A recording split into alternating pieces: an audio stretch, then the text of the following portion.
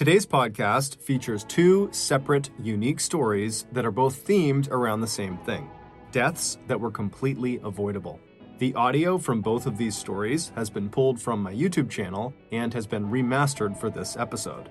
The links to the original YouTube videos are in the description. The first story you'll hear is called The Gap, and it's about a terrible, horrible thing that is amazingly not illegal. The second story you'll hear is called The Man in Cobb Park, and it is about a discovery that was made on a park bench in Texas in 2001. These stories are both very distressing. As such, listener discretion is advised. But before we get into today's stories, if you're a fan of the strange, dark, and mysterious delivered in story format, then you've come to the right podcast because that's all we do. And we upload twice a week, once on Monday and once on Thursday. So if that's of interest to you, please hold the 5-star review button at gunpoint and then force them to walk through puddles in their socks. Also, please subscribe to the MrBallen podcast wherever you listen to podcasts so you don't miss any of our weekly uploads.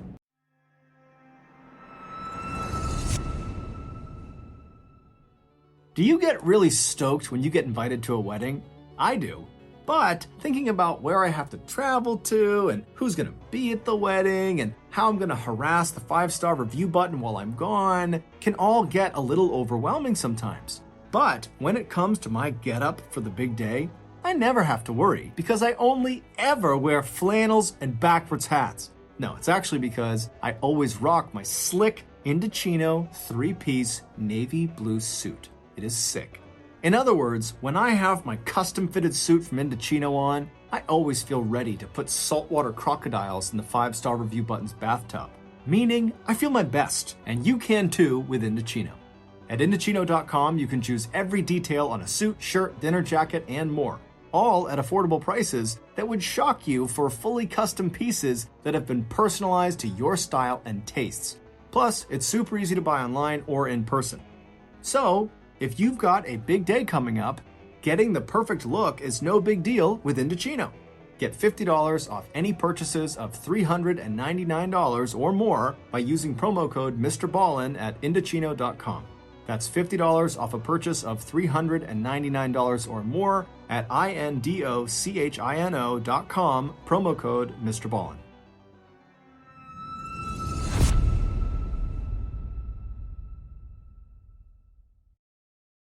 Okay, let's get into our first story called The Gap.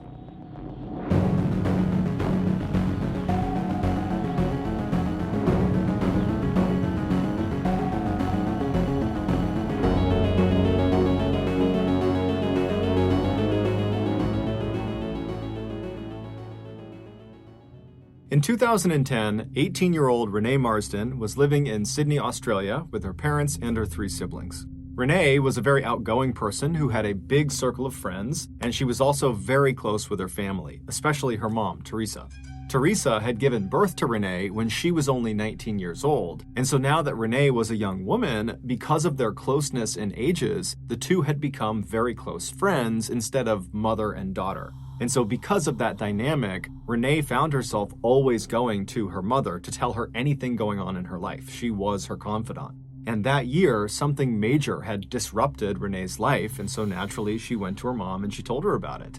It would turn out Renee's boyfriend of nearly 2 years, who she was madly in love with, well, she discovered he was cheating on her and didn't actually even care about her. He had sent these text messages that basically said as much. And so she confronted her boyfriend with these text messages, and he denied ever sending them. He said, "Look, I've never cheated on you. I don't know where those came from. I promise I've been faithful to you this entire time." But Renee just wasn't buying it, and so she had felt forced to break up with him. And so Renee naturally had turned to her mother for comfort and guidance, but Teresa, all she could really offer her daughter was, to remind her that time heals all wounds, and that certainly someday you will meet the right person for you. And amazingly, only a couple of weeks after this very painful breakup, Renee came home from work one day and she walked into the house and she was all smiles. And considering how unbelievably depressed she had been over the last couple of weeks, this really stood out. And so when her mom saw her smiling and radiating happiness, she rushed over to her and said, "What's gotten into you? Why are you in such a good mood?" And Renee would tell her that, "Actually, I've met another guy." And so Teresa said, Who did you meet? Who is this person?" And she would tell her mom that his name is Braden Spiteri, he was 23 years old, and he was a graduate of the King's School, which is a really prestigious boys' school in Sydney, and his father was this really successful business person who owned this big construction company that he was set to inherit later on. And so she was just raving about how amazing this guy was, and Teresa was really happy. If nothing else, this was a very good distraction for her, and so she asked her daughter at some point, how'd you meet this guy? And Renee would tell her that Camilla had introduced them. Camilla Zaidan was Renee's best friend. They had met in high school. And Renee would explain to her mother that Braden was actually Camilla's ex-boyfriend, but they hadn't dated in a really long time and there was no feelings between them. They were just friends at this point. And apparently, after Renee had this really painful breakup, Camilla had just felt bad for her, and so she had gone out and found the best possible match for Renee, which in her mind was this guy Braden.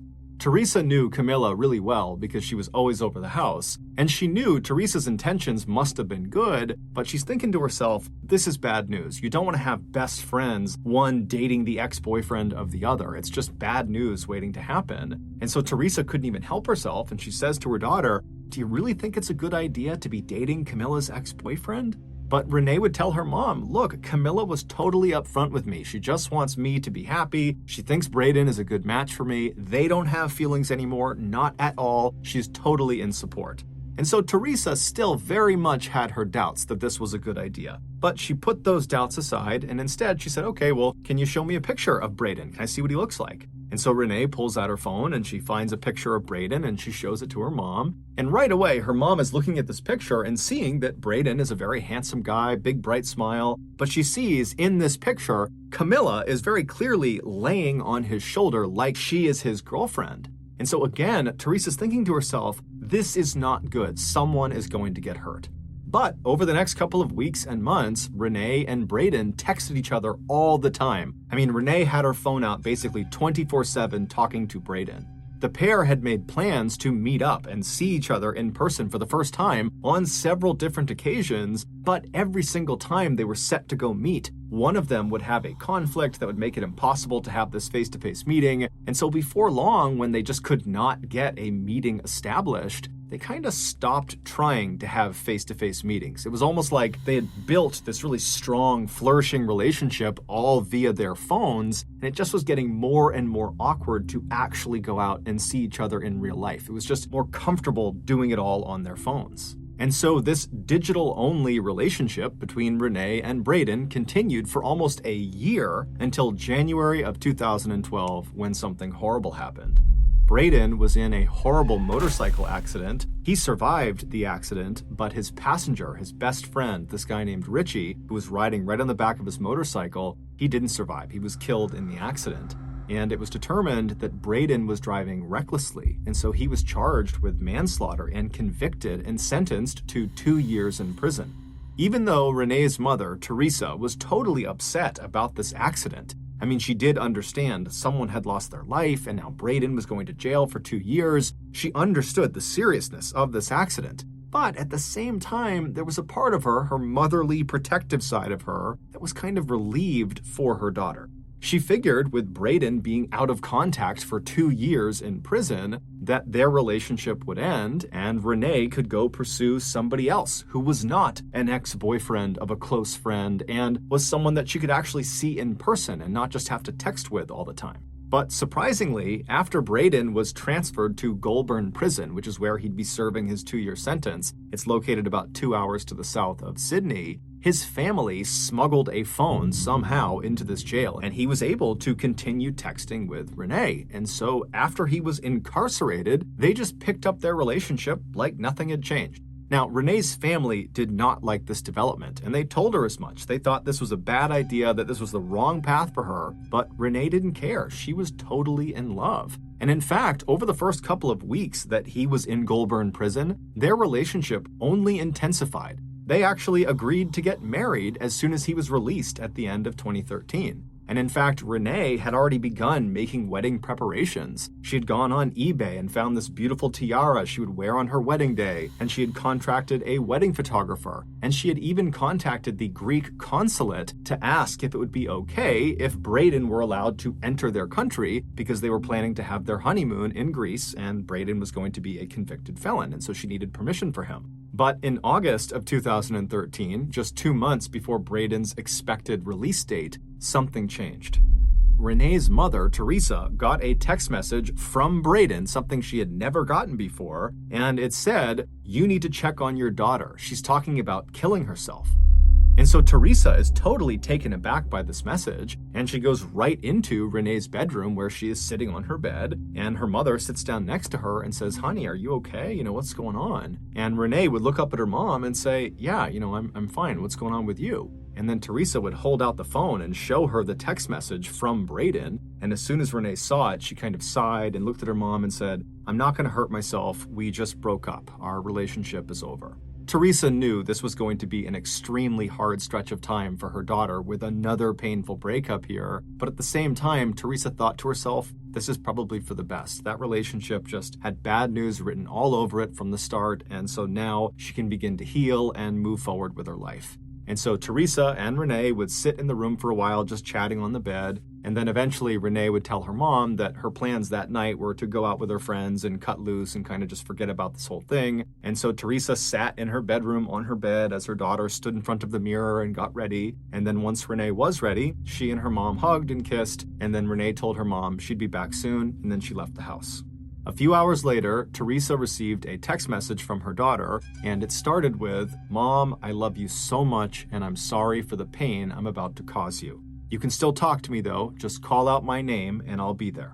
Teresa read this message and didn't really know what to make of it. She knew her daughter was almost certainly very upset about this breakup, but she didn't really understand the context of this message, and so she called her daughter. She didn't pick up, so she called her again, and after that second time her daughter didn't answer, she sent her a text message that just said, "Please call me back." But she sat there kind of waiting for her daughter's call, but it never came. And so Teresa, starting to feel a little bit worried about her daughter, she called Camilla and she asked her, "Hey, have you talked to Renee tonight? Because I can't get in touch with her." And Camilla would tell Teresa that actually, yeah, I just got a very strange text message from her that just said, "I love you, I'm sorry." And so at this point, the two women understood that there could be something very wrong with Renee. And so they met up and drove all around Sydney, going to all the places that Renee was known to go to. But after several hours of looking and not hearing back from Renee, they really didn't know what to do. And so the two women drove back to Teresa's house, so Renee's house, and they went inside and they sat down. And at that point, Teresa's husband and the rest of Renee's siblings, they were all there, and everyone's just kind of sitting around wondering what to do next, when around 9:30 at night, they heard a knock on the door. And it was the police coming to inform them that they had found Renee's car parked in an area that it shouldn't have been, but Renee wasn't there.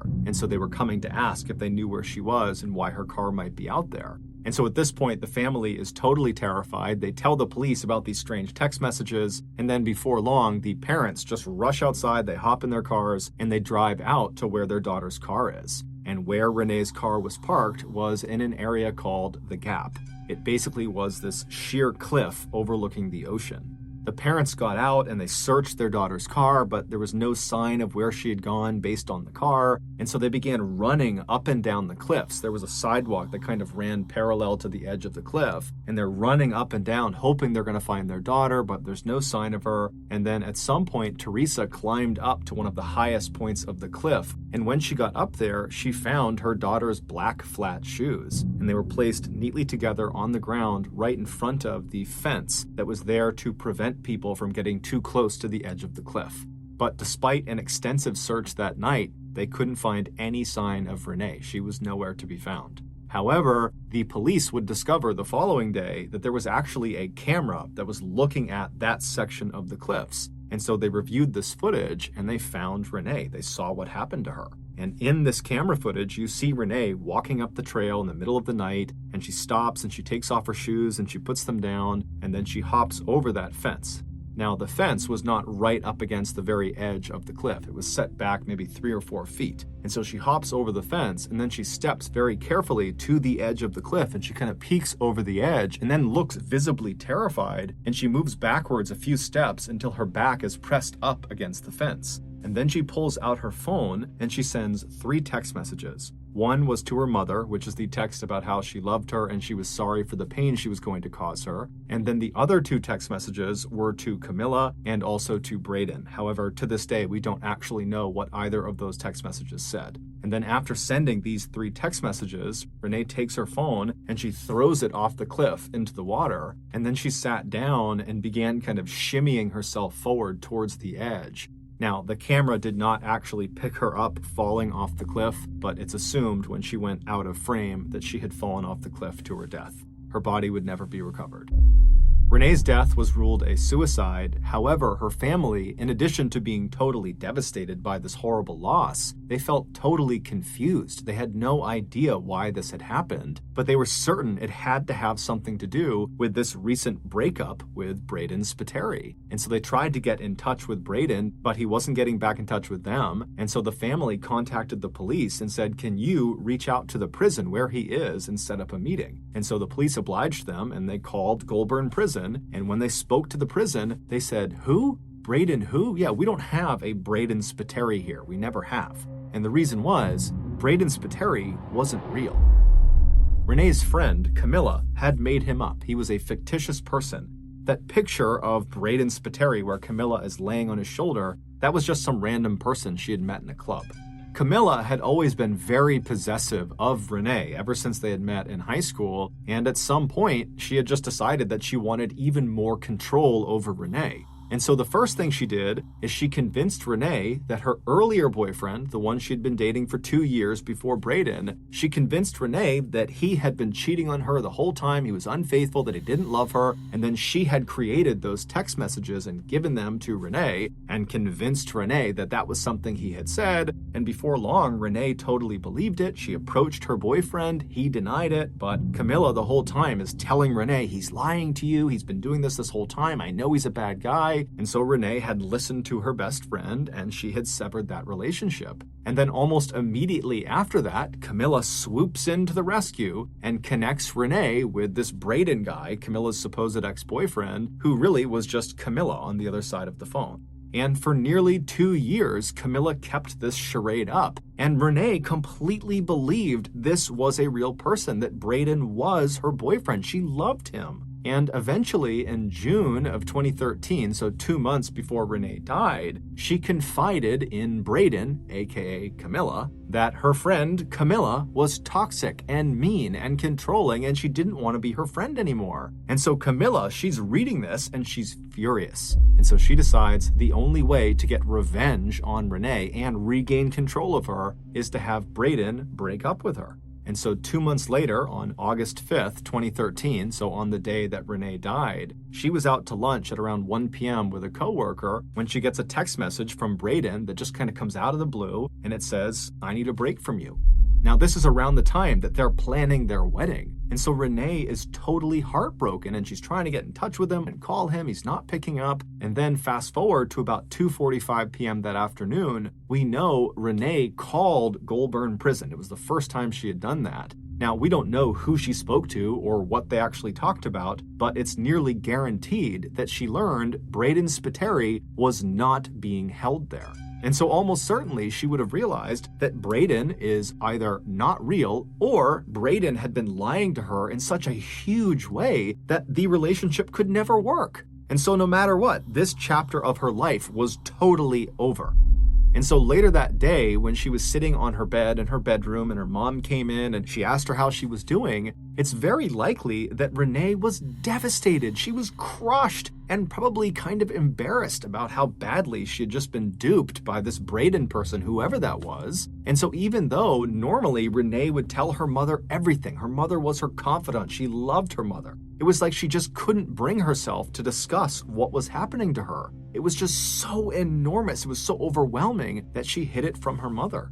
And instead, she just got dressed up, said goodbye to her mom, and then she headed out to the cliffs.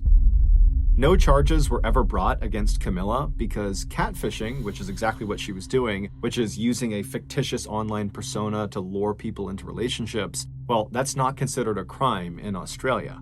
And Camilla, despite being pressed by the police and Renee's family, has never taken responsibility for this and has never apologized.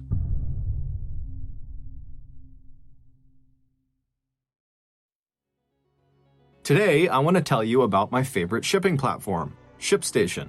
Running a business can get really overwhelming, and it can feel like there is never enough time in the day to get all of your tasks checked off the list. With time being so precious, every misplaced moment can feel like a missed opportunity to better your business or to just recharge your batteries. That's why I use the fast and simple web-based shipping solution, ShipStation.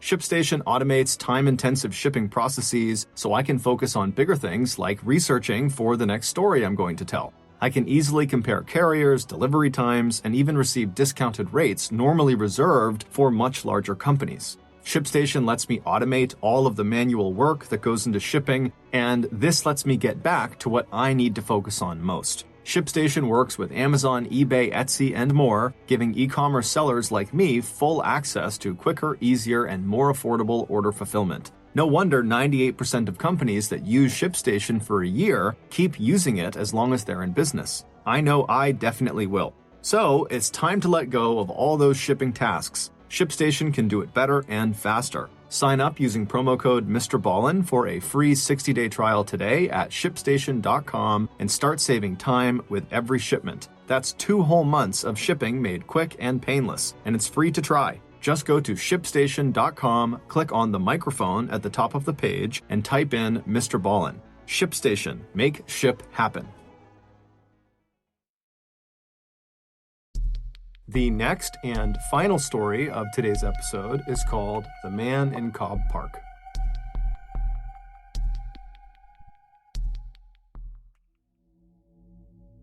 In 2001, Greg Biggs was a 37-year-old self-employed bricklayer who was living in a homeless shelter in Fort Worth, Texas. He was also the father of 1 child. He had an 18-year-old son named Brandon who lived with Greg's ex-wife. Despite not living with his son while his son grew up, Greg had always made a point of spending lots of time with Brandon, and so over the years, they had become quite close. But besides his son, Greg really struggled to build meaningful long-term relationships with other people. It was like no matter how friendly and outgoing he was, people would just come into Greg's life and would leave very, very quickly. This made Greg, who always had struggled with his mental health, feel very isolated and lonely and desperate for human interaction. And so on the rare occasion where people did come into Greg's life, a new friend or a new love interest, he was always so excited to try to please them and keep them around that he would often go overboard with his generosity and his willingness to do things for these people to the point where he really set himself up for being taken advantage of. Case in point, 2 years earlier, a woman had kind of suddenly come into Greg's life, and Greg very quickly fell in love with her. And early on in their relationship, this woman tells Greg that she's struggling financially. And without any hesitation, Greg started giving her all of his money. Now, Greg was not a wealthy man, not by a long shot, and so before long, he had literally given this woman all of his money to the point where Greg could no longer make truck payments, he couldn't make house payments, and so his vehicle and his home were repossessed. And then after he's suddenly homeless and destitute, this woman who he's given all his money to, she also disappears. But despite being in this horrible situation of sudden homelessness, Greg made the best of it. Anytime Greg was not working, he would be trying to make plans with his son Brandon to go walk around the mall downtown or go see a cheap afternoon movie. Times were definitely tough for Greg, but Greg stayed positive. He was a forever optimist, and he did this by focusing on the future. He was certain if he could just land a few more good-paying gigs, he could make that extra cash and finally buy a home again and buy a vehicle again and finally kind of get his life back together. But unfortunately, he would never get that chance. On the morning of October 27, 2001, 2 men called the Fort Worth Police Department to report having seen something suspicious on a park bench inside of Cobb Park. Cobb Park is this big public park with playgrounds and walking trails and fields, and at the time, Cobb Park was not considered a very safe place to be, especially after hours. There was lots of shady people in the park. So when the Fort Worth Police Department gets a call about something shady happening in Cobb Park, they aren't surprised. And so they dispatch a single detective to go over to the park and meet these 2 guys and see whatever suspicious thing is on this park bench. And so this detective, he goes over to the gates of Cobb Park, he meets these 2 guys, and they kind of explain what they saw. They give him directions to this bench, and then he thanks them, he hops back in his cruiser, he drives through the gates, and he starts driving down the trail, and then he pulls off and parks his cruiser, knowing that the bench in question is right around the corner, maybe 200 or 300 feet away. And so he parks his cruiser, he gets out, and he starts walking on this cement path. And as he's walking, he can't see the bench yet, but as he's walking, he sees there are deep tire tracks in the grass and mud off to the right side of the walking path. So he's mentally kind of taking note that somebody had been driving inside the park fairly recently off the trail. And so he keeps on walking and he begins to make that turn, and he sees up ahead the bench in question, and he can clearly see these deep tire tracks go right up to the bench. And then as he begins to make that turn and he's maybe 30 or 40 feet away, he can actually see what's on this bench. And he can see this big lump that's kind of wrapped up in what looks like a rug or a blanket. And then as he gets closer and closer, he can finally see that very clearly there is a person inside of this blanket that's kind of laying out on this bench. And when he's about 10 or 15 feet away, he can see it's a man, and this man is clearly deceased. So this detective, he walks right over to the bench and he's looking down at this body, and he can see the right arm on this guy is very badly broken, and his right leg is also very badly broken. And then his left leg is not only broken, but it's been partially amputated. In fact, the left leg is barely hanging on. And so this detective, he's looking at this guy thinking, okay, this person must have gotten wrapped up in the shady criminal dealings that are known to take place in Cobb Park, and somebody beat him to death, or they beat him and then shot him to death. But as he's looking at the body, despite these extensive injuries, the bruising on his body was not consistent with someone who had been beaten to death. And in terms of potentially being shot to death, he began looking at the body, and from where he was standing, he could not see an entrance or an exit wound of a bullet. And so stumped, the detective steps back and is just kind of pondering what he's looking at when he realizes there's very little blood anywhere near the bench or on the body, and considering the left leg has been nearly amputated, you would think there would be lots and lots of blood, but there wasn't. And so that indicated to the detective that his injuries had to have been sustained elsewhere. And so this detective, he calls in backup, and more detectives show up, and they're all kind of looking at the scene, and the working theory became, okay, this guy got killed outside of the park. We don't know how he got killed. It looks like some sort of blunt force trauma, but somehow he gets killed outside of the park, and then his killers, they drive him into Cobb Park, which is why you have those deep tire tracks on the right side of the path, and they dump him on this bench. Later that day, the medical examiner would come out and positively identify the body as belonging to Greg Biggs. The same day that Greg was found, the police went out and began their investigation, and they started by interviewing people that had been in Cobb Park either that day or in recent days, and they also interviewed known criminals that they knew went into Cobb Park, and they reviewed CCTV footage both in the park and outside of the park. But no one knew anything about what happened to Greg, and the footage didn't show them anything interesting. And so very quickly, Greg's case began to languish, and no one knew what to make of it.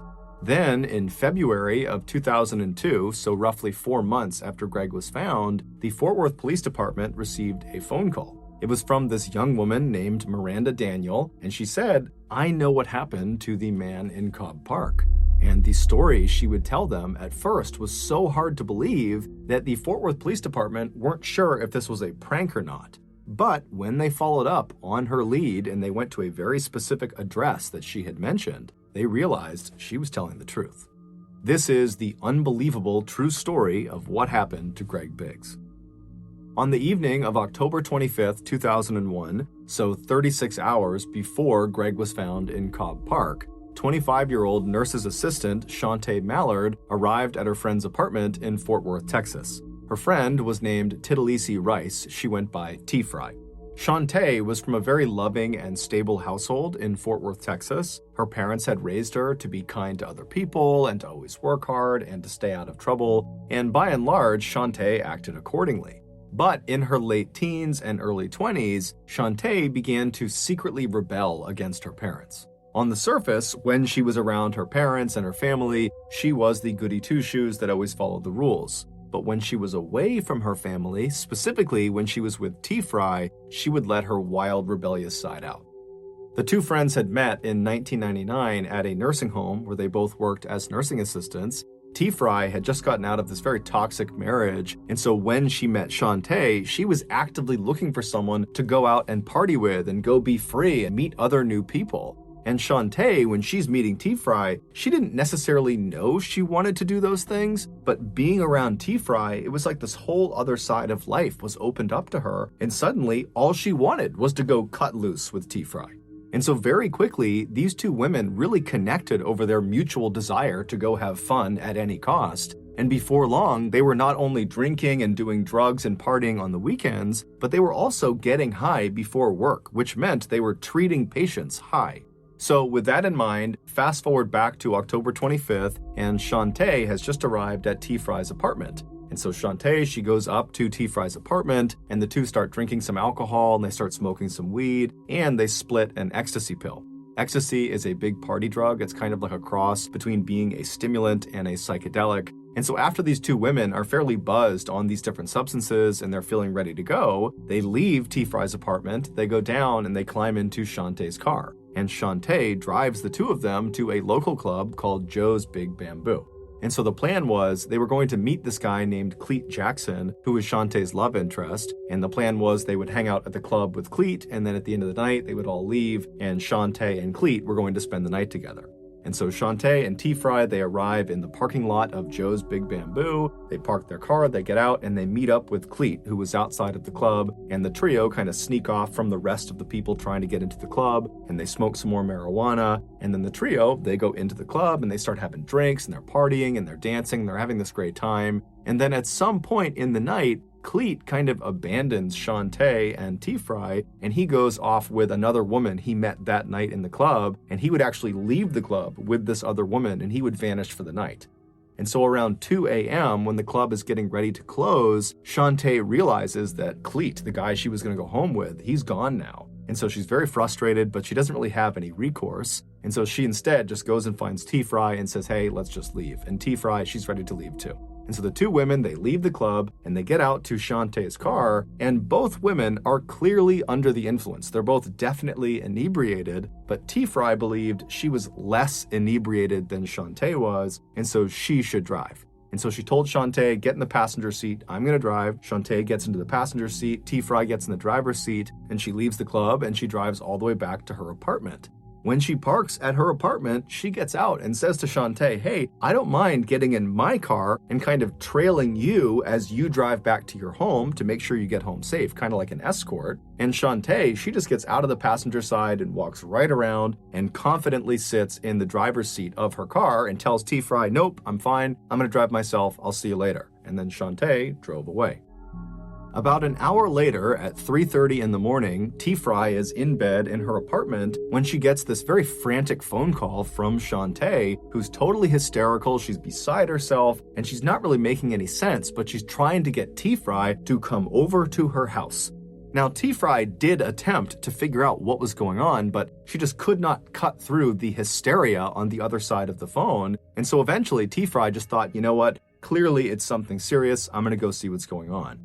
And so T-Fry, she leaves her apartment, she gets in her car, and she drives over to Shantae's house. And when she gets there, she goes up to the front door, she opens it up, she walks inside, and she finds Shantae in the kitchen straight ahead. She's totally hysterical, she's crying, and she's telling T-Fry that she didn't mean to do it, she's so sorry. And T-Fry's telling her, hey, calm down, what's going on? And Shantae says, look in the garage. And so T-Fry, she walks straight ahead through the kitchen to the door in the kitchen that leads into Shantae's garage. And she opens the door up, she turns the light on, and in the middle of the garage is Shantae's car. It had been parked nose in and lodged head first in the windshield on the passenger side of this car was Greg Biggs. When Shantae had left T-Fry's house an hour earlier saying she was fine to drive, on her drive home, she had barreled into Greg, who was on the sidewalk of some street, and the impact was so hard that Greg went flying through the windshield and got lodged halfway inside of her car. But the impact didn't kill him. It did almost cut his left leg off and break several bones in his body, but it didn't kill him. In fact, there was blood spatter inside of the car on the passenger side that indicated Greg was totally conscious and was trying to pull himself back into the car. There were these handprints on the inside of the passenger side door indicating Greg had been pulling on them. There was also these very small droplets of blood all over the seat indicating that Greg had been spitting up blood as he was trying to talk to Shantae or as he was trying to plead for help. But Shantae, instead of stopping her car and getting this guy help, she just kept on driving home with Greg lodged in her front windshield.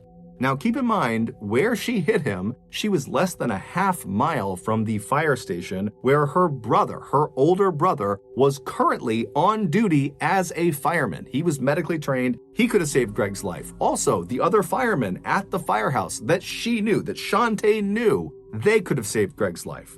Also, less than 6 miles away from the point of impact was the local hospital, where of course they could have saved Greg's life. And then on her drive all the way back to her house with Greg halfway in her windshield, she would have passed by 9 payphones, where if you don't know anything about payphones, you can dial 911, so emergency services, and it doesn't charge you anything. So Shantae at any one of these payphones could have called medical personnel who could have saved Greg.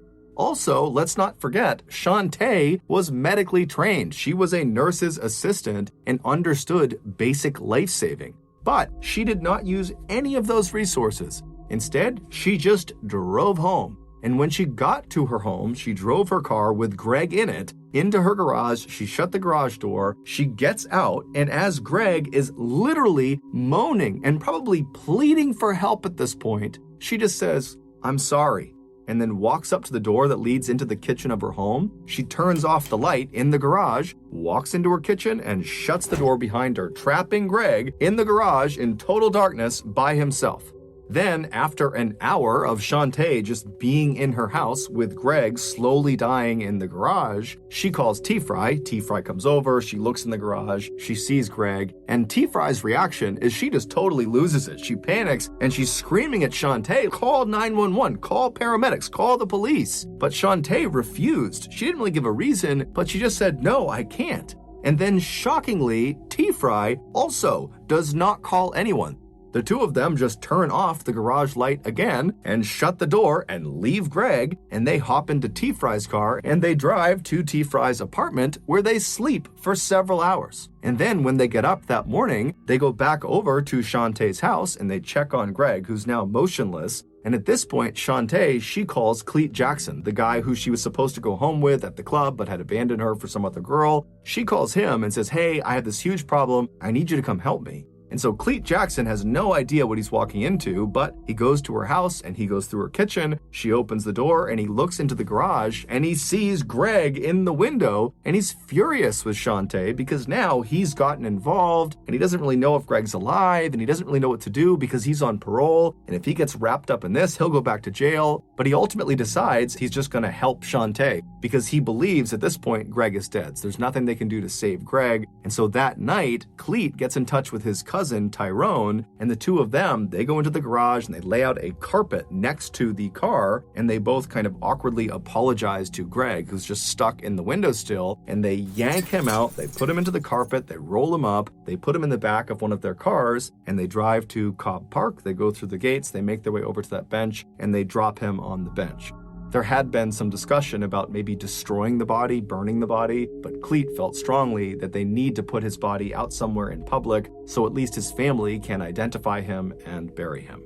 After his body was placed in the park, Shantae told Cleet and Tyrone and T-Fry not to tell anyone, and they said they wouldn't. And within a week of Greg's body being discovered, Shantae was back at Joe's Big Bamboo partying it up as if nothing had ever happened. But eventually, T-Fry would tell a couple of her friends, and before long, word had gotten out, and one person found out about it that was kind of in the network of these people, this woman, Miranda Daniels, and she really didn't like Shantae, and so she was the one who actually called the police and turned her in.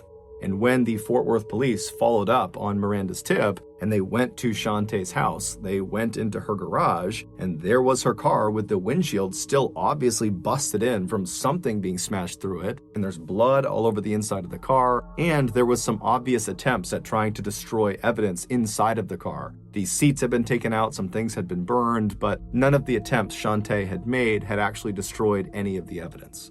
During the trial, the medical examiner who had done the autopsy on Greg Biggs said his injuries would not have killed him right away. Now, he didn't know for sure how long he would have been alive, but he believed it could be as long as several hours or maybe even up to a whole day. And during that time, Greg was just trapped inside of this pitch black garage. No one's coming to help him, despite people coming in over and over again that he's pleading with to help him, and he would have been in excruciating pain. He's got several significant broken bones, his leg has been nearly amputated, he's got cuts all over his body, and he would have been trying to pull himself out of the windshield, and every movement he was making would have been sending the jagged pieces of metal and glass into his body. I mean, this is a drawn-out, horrible death. And during the trial, every single medical professional and every single law enforcement official said, had Shantae brought Greg to get medical attention at any point in the first couple of hours, just basic medical care, he would have lived. And so his death is entirely because of Shantae's absolute indifference. T-Fry would ultimately, in exchange for full immunity, testify against Shantae, and Shantae would ultimately be found guilty of murder of Greg Biggs, and she would be sentenced to 50 years in prison. She'll be eligible for parole in 2027. As for Cleet Jackson and his cousin Tyrone, they received 10 years and 9 years respectively for their role in the crime. During the victim impact statement portion of the trial, Brandon Biggs, Greg's son, he took the stand and he very eloquently told Shantae that he forgave her, and it seemed very genuine and it moved Shantae to tears. And then Brandon looked out at the audience where Shantae's family was and he said, not only do I feel horrible for my family, but I feel bad for your family, Shantae, as well, because this crime has destroyed all of us. Thank you for listening to the MrBallen podcast. If you got something out of this episode and you haven't done this already, please hold the 5-star review button at gunpoint and then force them to walk through puddles in their socks. Also, please subscribe to the MrBallen podcast on Spotify, Apple Podcasts, Amazon, Google, and anywhere else you get your podcasts. This podcast airs every Monday and Thursday morning, but in the meantime, you can always watch one of the hundreds of stories I have posted on my YouTube channel, which is just called MrBallen. If you want to get in touch with me, please follow me on any major social media platform and then send me a direct message. My username is just @MrBallen, and I really do read the majority of my DMs. Lastly, we have some really cool merchandise, so head on over to shopmrballen.com to have a look. So that's going to do it. I really appreciate your support. Until next time, see ya.